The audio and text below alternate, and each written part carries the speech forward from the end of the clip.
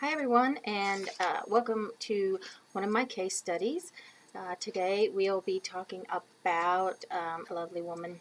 Her name is Janet, and just so everyone knows, the names and identities and things have been changed to protect the people because these cases are real. And I, of course, am very, very strict and adherent to keeping your privacy private. Everything between us is completely confidential, and I have permission and have changed things so that I can share with you how exactly my services can really help you along the journey after you've had this diagnosis. Okay. Again, this is Sara Nolan, and we're going to be talking about a case today with a lovely lady named Janet. Janet came to me after she had found out she had some pain and some irritability in her bladder, which is very common for just a normal UTI or urinary tract infection. But she went to her doctor and they found some unusual findings, so they sent her for more testing. So let me give you a little bit about her history first, and then we'll go into what they found and what happened and how I was able to help her. Now, bear in mind that I understand that you are probably not, a medical person, but I do have to use some terms, and I will explain them along the way. So stick with me in this case because it's really going to show you how I'm able to interject my services and my expertise to help you make really good decisions. Okay, so let's get started.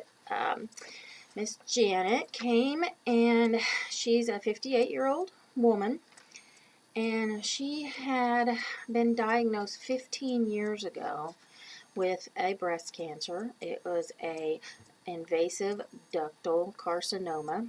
That is the most common type of breast cancer, and that many years ago they had their therapies at that time for surgery and chemotherapy and radiation, and she did have those therapies. One of the drugs that they used during her chemotherapy is called Cytoxan, and they actually still use that today.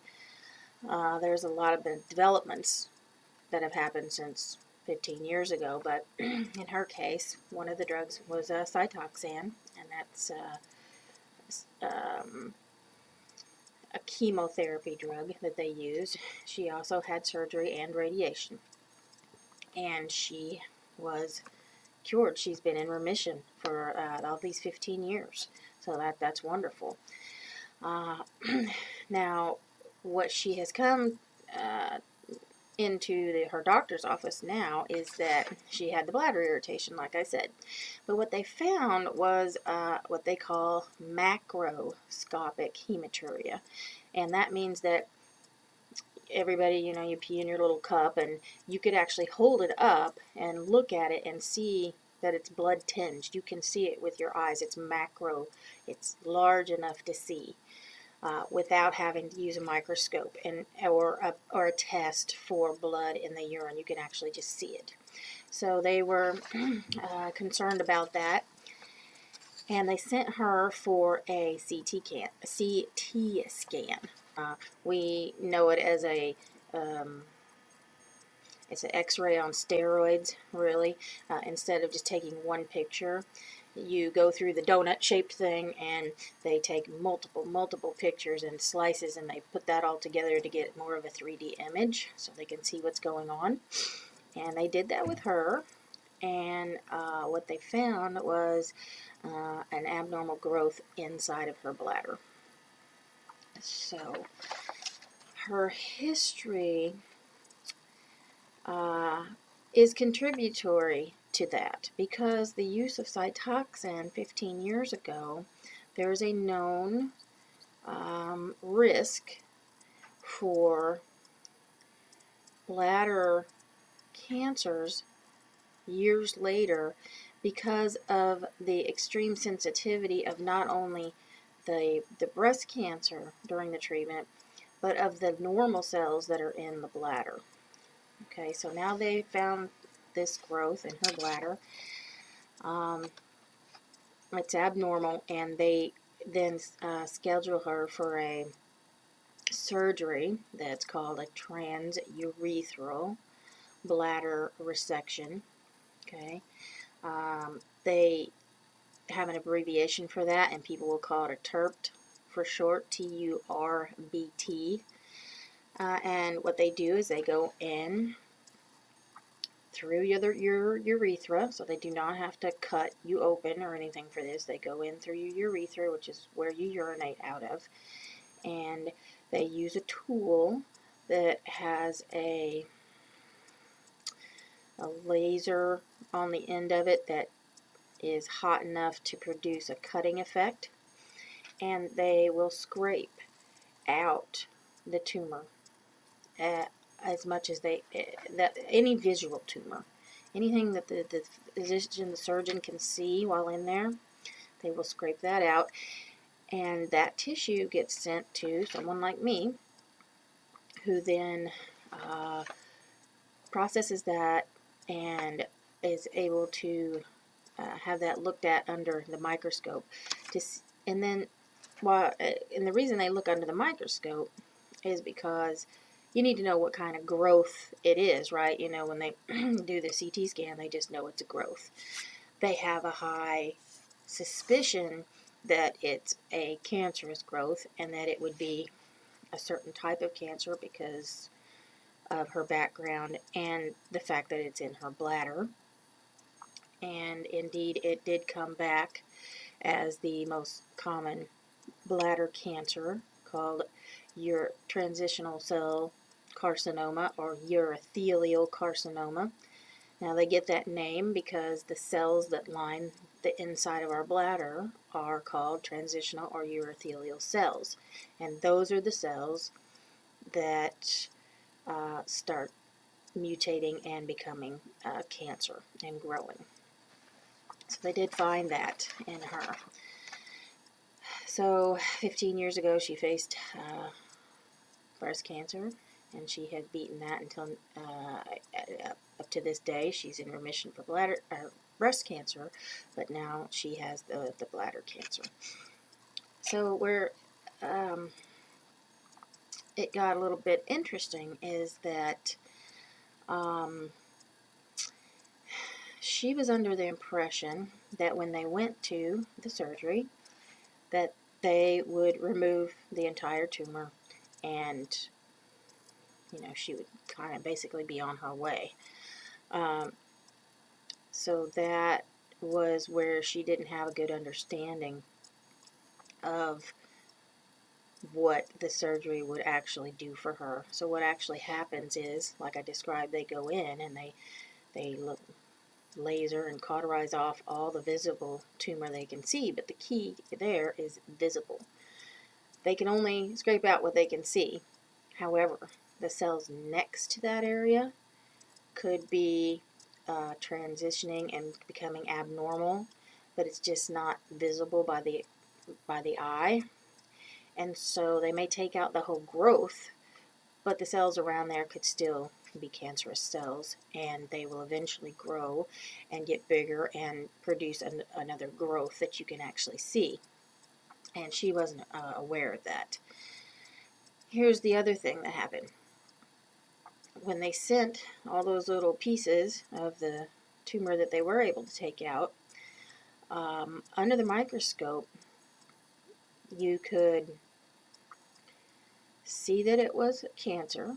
You could diagnose that it was a specific kind of cancer, like I said, the urothelial, and that it was primary to her bladder, meaning that it wasn't breast cancer that had come back and maybe metastasized there, meaning spread to a different area. In this case, her bladder. That didn't happen. What happened is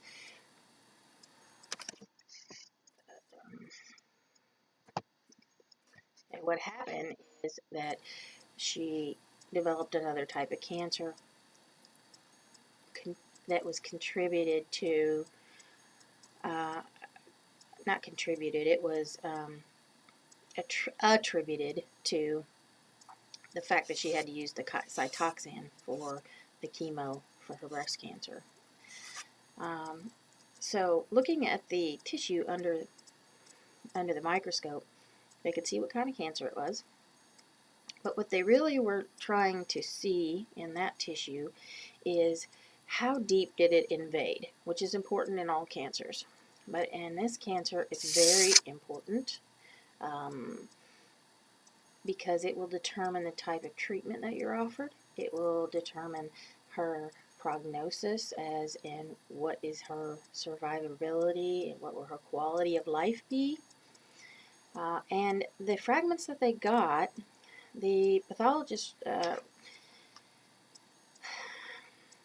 let her know that they only got a little bit of tissue that was really deep into her bladder wall that would show muscle.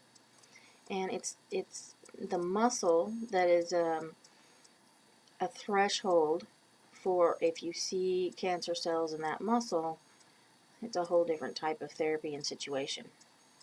They had very scant or small amounts of muscle that they were able to evaluate in all these fragments. And so they did, the original pathologist did send it out to another, well, first actually, they went to their pathologist in their same hospital, another one, had them look at it. He came with the same conclusion, that it was very scant amount of muscle to be able to really say whether or not she had invasion into that deep muscle layer. And then they went ahead and sent it out to another pathologist at a different institution for a second opinion.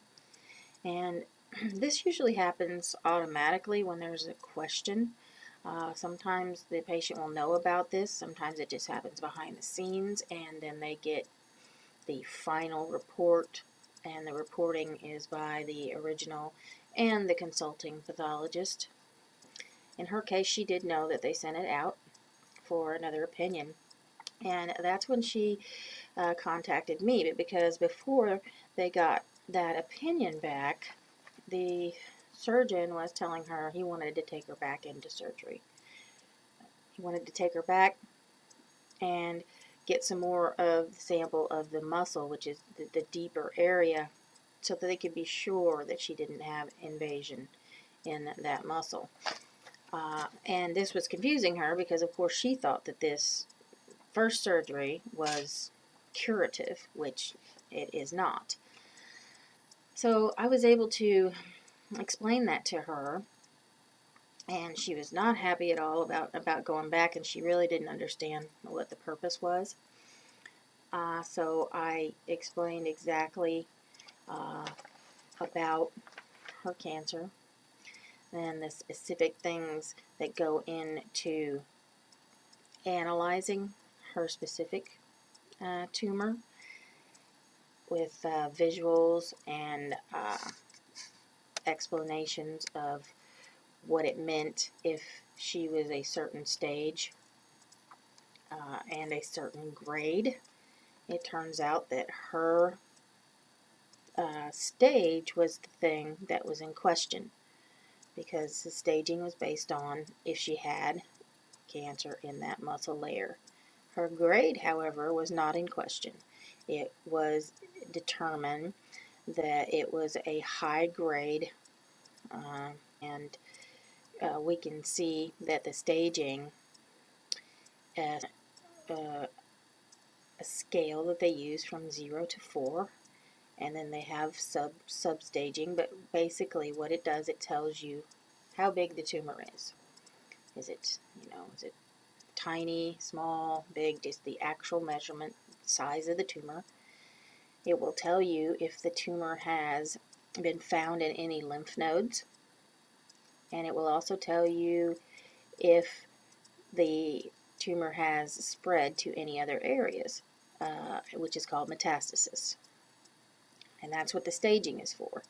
Now, the grading is a different thing. The grading tells you how different the cancer cells look from the original cells in the tissue. So the normal cells compared to the cancer cells. The more the cancer cells look like the original tissue, the lower the grade, which means it has actually developed into what looks like the original cells, but it's got distinguishing features that make it actually cancer. And that is a lower grade tumor because it's differentiated, or it has grown into looking like the cells that it should, but it doesn't quite look like them, and it doesn't act the same. Now, a high grade tumor is where the cells grow and they don't look anything like the original tissue. They don't grow and develop or differentiate into looking like the original tissue. They look nothing like it. And why this is important is that the high grade tumors are much more they're faster growing and much more likely to be invasive, found in her case in the deeper layers, and are more likely to spread. So that's why that's important. And I was able to explain that.